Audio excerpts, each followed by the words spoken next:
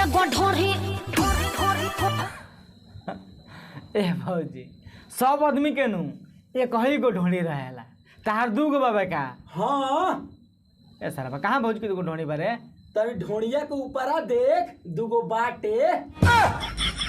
हाय दोस्तों, कैसे आप लोग? आशा है कि आप लोग अच्छे होंगे। दोस्तों आज हम रिएक्शन करने वाले हैं क्रेजी भैया का भोजपुरी सॉन्ग के ऊपर, और इस वीडियो का ओरिजिनल लिंक मेरे डिस्क्रिप्शन में मिल जाएगा, जाके चेकआउट कर सकते हैं।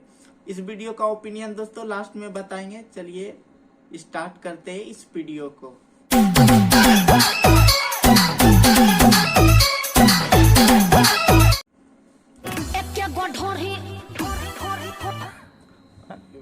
ए भौजी सब आदमी के नु एक ही गो ढोड़ी रहेला तार दू गो बाबा का। हाँ ए सारा कहाँ भौज के दू गो ढोड़ी बारे तभी ढोड़िया के ऊपर देख दुगो बाटे। कैमरामैन तो कुछ भी बोल देता। साफ दोगले हवे का रे, ओका ढोड़ी थोड़ा ना कहल जाला, ओकरा के तो कुछ और ही कहल जाला। हाँ बोल दो। कौन बात के दोसर वीडियो लगा सारे। वाह का गाना बस सारा बा, लिटरली कहते ना भाई लोग ताली मारे से अपने आप के हम रोके ना सकनी है। तो गाना के भाव क्या रहला कि एके गो झाट मतलब एके गो क्या रहला कैमरामैन फिर से एक बार बूर अरे भाग सारे त नहीं क्या थोड़ी रहला सारे त नहीं ऊ थोड़ा ना रहला। तनी फिर से कहबो मैडम कौन जी कहलू हो। हाँ एके गो ढोड़ी चटवैया 1000 बा। भाई देखो लो, ई गाना से कोनो हमर तकलीफ नहीं के। हाँ। हम बस ई सोच के बहुत परेशान बनी काश तो ई गाना आइल बाबे कि एके गो ढोड़ी चटवैया 1000 बाबे। काल परसों जाके कोनो ऐसा गाना मत गा देव कि एके गो झाट कटवैया 1000 बाबे। वो हंसुआ से ई गावे दिया सकरा पहुंच के ऊपर कोनो गारंटी नहीं के। ई जोन तू बात कहलू नु ई बात पर हम एग्री करत नहीं, बिकॉज हमारा देख के लौकता बे कि यार सच में इनार बाबे। इनार क्या करे पहुंचो तो पोखरा लौकता हमरा, ठीक बाबे। सरवा हमारे यही समझ में नहीं खावत के ढोड़ी को से इनार हो गए। हम तो बस फ्लो में बोल देनी है भाई लोग के ढोड़ी इनार लगाता, बट यार सरवा कहा बताइए कैमरा मैन दूसरे वीडियो लगा रहे सरवा नहीं तो बेकार में हम गरिया और याद है।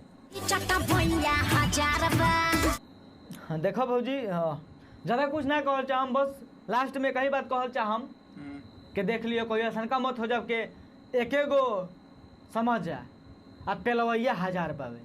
अब समझदार को तो समझ जेबो, ठीक नु। हे कैमरामैन दूसरा वीडियो लगाओ सारे। बाबा हो देखो तनी पातारा हो बाहरा से आई बाबा भातारा हो। वाह का ठोट बाबे, ठोट के माँ के चूत बहन चोट।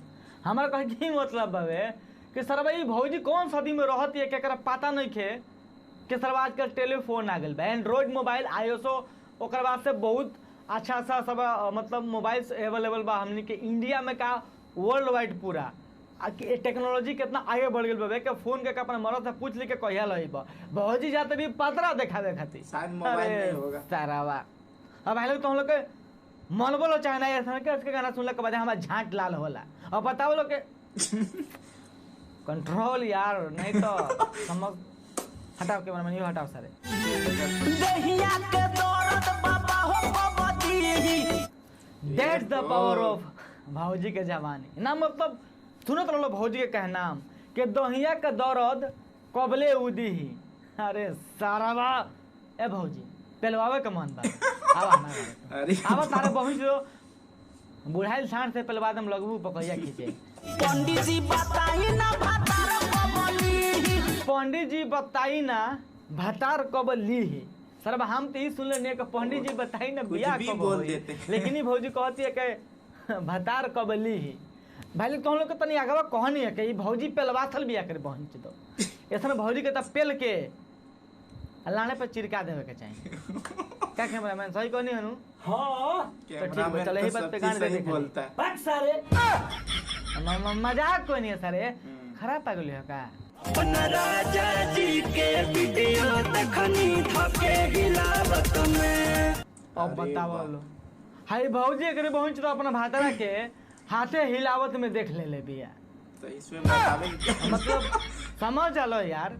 तो ये भौजी से हम ई पूछल चाहतनी के भौजी तू काहे जुग झाट निकी आवत रहलू ना झाट में से ढील हेरत रहलू के तारा बहन जो तारा भाई तार सॉरी भैया ना तार भातरा हिलावत रहे आ तू देखत रहलू ई ना को आगवा जा के फटाक से डोगी स्टाइल बन जाए के चाहिए कि भैया पीछवा से गप से पेल ले आओ कमर में कमर सटा लेवे दे और कष्टा के मजा उठा लेवे दे।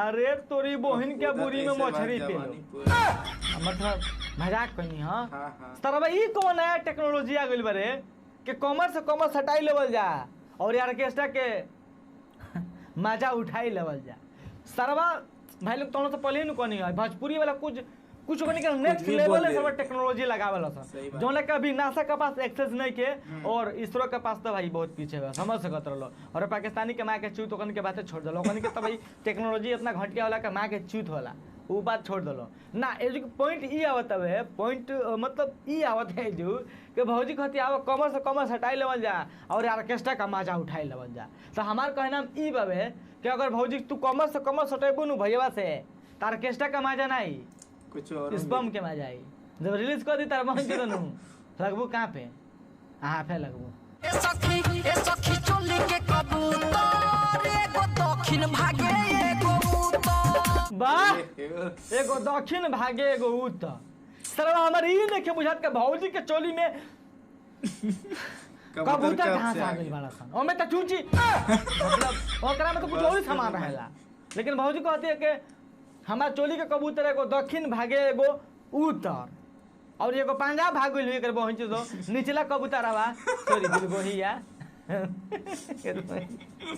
केरा नाटा सर ए सखी दोनों कबूतर ऐसा भाग जाओ नहीं तो गोणिये में पेल के गोणिये में मुआ दे सर भाई क्या हो रे हाउ इज पॉसिबल इना हुई होकी ना हम जानते नहीं लेकिन सर गोणिये में पेल के नारा तो कासे सकम नु तो समझ लो सर उतना ही गेट लॉस ओठ कटवा याद रहे थोड़ी चटवा मिलो बाबा शुक्र मनावा नु के का बोली अब कह हम तो गोणिया फाड़ जे ठीक बा ना मत गाना सुने तो रहलो के ओठ कटवा यार रहे अबूर सॉरी मतलब ढोनी चटवा मिलल भातार बा अरे चटवा वाला तार बहन चोदा हमरा कला टेंशन बा हम तो कहते चटवा के तो हम लोग उजर कर लो उजर का बहन चोदा पियर कर लो पियर ही हो जाता हम लोग के सब आगे पीछे में बहन चोदा भाग 24 के भइल शादी 27 के भइल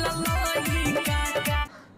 अरे यारो क्या गाना निकल सरवा हमार ई समझ में नहीं आवत के 24 के गाना मराई अब मतलब 24 के बियाह भइल आ 27 के सरवा लड़का कैसे हो गई नहीं ये तो हाउ इज पॉसिबल यार कैन यू एक्सप्लेन मी जो ब्रो चीज नहीं होने वाला वो भी बोल देते हैं। I will give you surprise it was a international झटिया award तरह का हम देवल चाहते नहीं यार अगर तू एक्सप्लेन कर देबा 3 दिन में सब कैसे लड़का हो जाए रे 24 25 26 27 3 दिन होता नु का जाने के बहन चोदा ये भोसड़ी वाला कौन टेक्नोलॉजी के उपयोग करत रहसन कि सब 3 दिन में लड़का होखवा देत रहसन 1 दिन में शादी होखवा देत रहसन सब 3 दिन में लड़का हो जाता तो 6 दिन में 2 गो हो जाए के चाहिए 9 दिन में 3 गो भोसड़ी वाला ही पगला दियो था हमरा के कैमरामैन हटाओ वीडियो हटाओ ना तो माई बहन मत करिया दी हां